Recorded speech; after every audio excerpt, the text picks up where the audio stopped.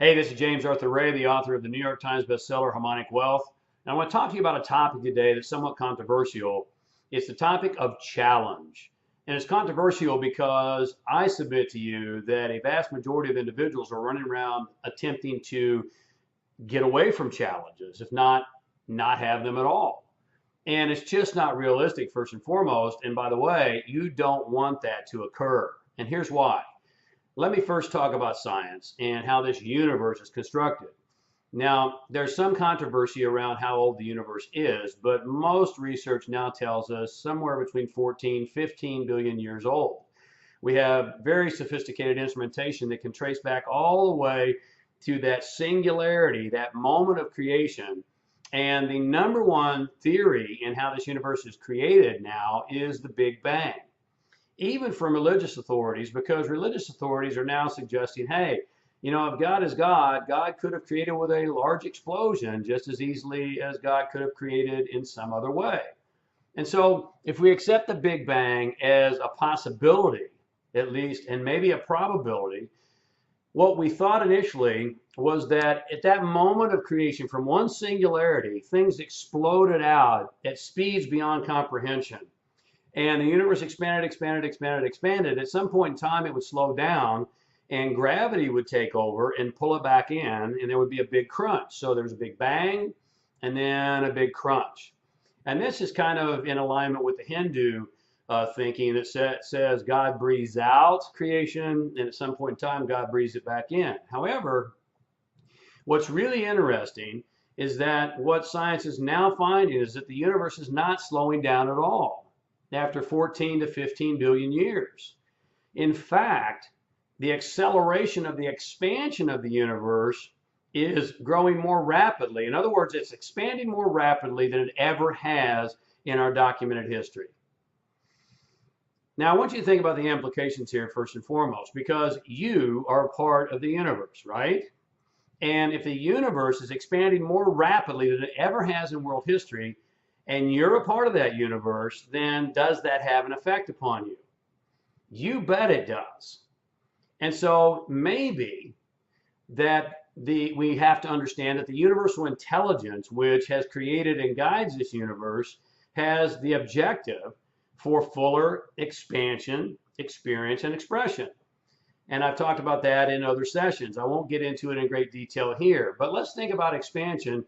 If God, if you will, thinks about expansion, and that's the primary objective of the life source and this universe, then you're a part of life, you're a part of this universe, and so to think like God thinks, you have to think about expansion as well. Now, we could also call that development, advancement, and growth. You with me? All right. What does this have to do with challenges? Well, is it pretty obvious? When do you grow the most? When things are roses and rainbows, or when things are quite on an uneven keel? When you're challenged, when you face crises. In fact, isn't it the challenges, the crises, the austerities, the difficulties of life, isn't it those things that causes you to grow the most, potentially? Yes, you know it is. Now, it doesn't mean they're easy. In fact, they're not easy. Life is not meant to be easy. Life is meant to be meaningful. We've discussed that before as well.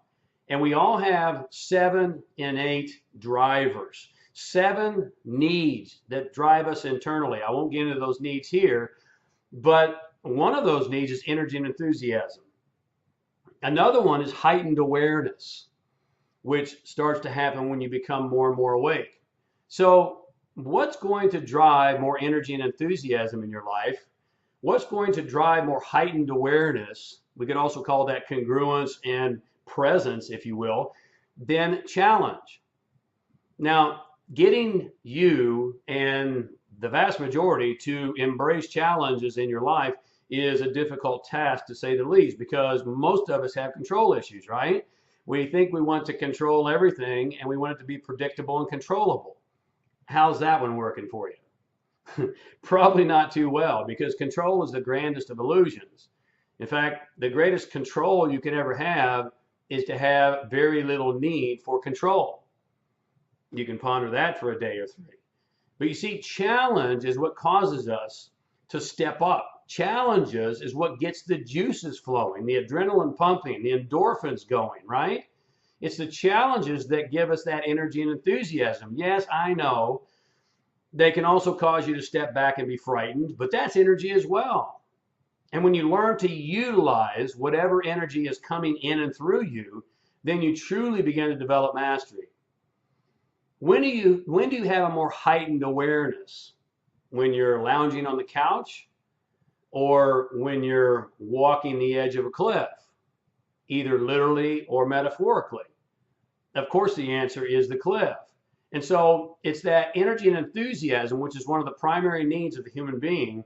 You know, I love the word enthusiasm because the prefix "in" in the Latin means to be.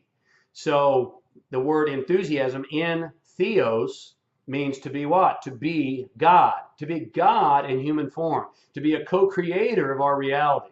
We need that enthusiasm. We need that energy pumping. You know, it's the challenges in life that gets the adrenaline going and the endorphins flowing. It's the challenges in life that brings the heightened awareness, that brings us right into the moment. You know, when you're facing a great challenge in your life, your mind is typically not wandering. Oh yes, there might be fear and there might be a whole host of other different emotional states that pump through you. However, you're focused on getting this done. You with me? You're focused on getting through this, aren't you? You're not focused on that or that. You're focused on this. And so consequently, challenges are the greatest opportunity. While we think we might want to avoid them, we can't, first and foremost. And then secondarily, we want to learn to embrace them. In fact, we may even, if we become fully awake, at least more awake, then we might want to seek them out. We might want to put ourselves into situations that are going to challenge us to grow. I mean, this implicates so many things, from goal setting to day-to-day living. You know, I think people in today's world, I've said this before, are thinking too small, thinking way too small. You know, we're talking about let's fix the economy. Really?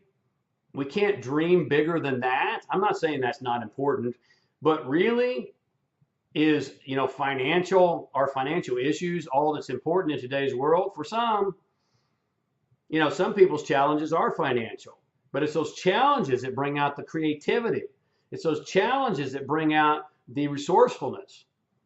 And so challenges are maybe God's greatest gift to us. What we do with those challenges is our greatest gift back to God.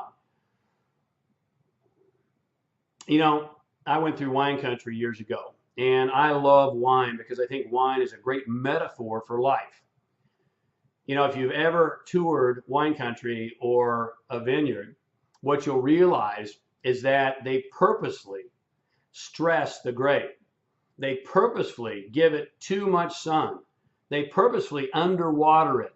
They purposefully get it on the edge to where the grape is just barely hanging on.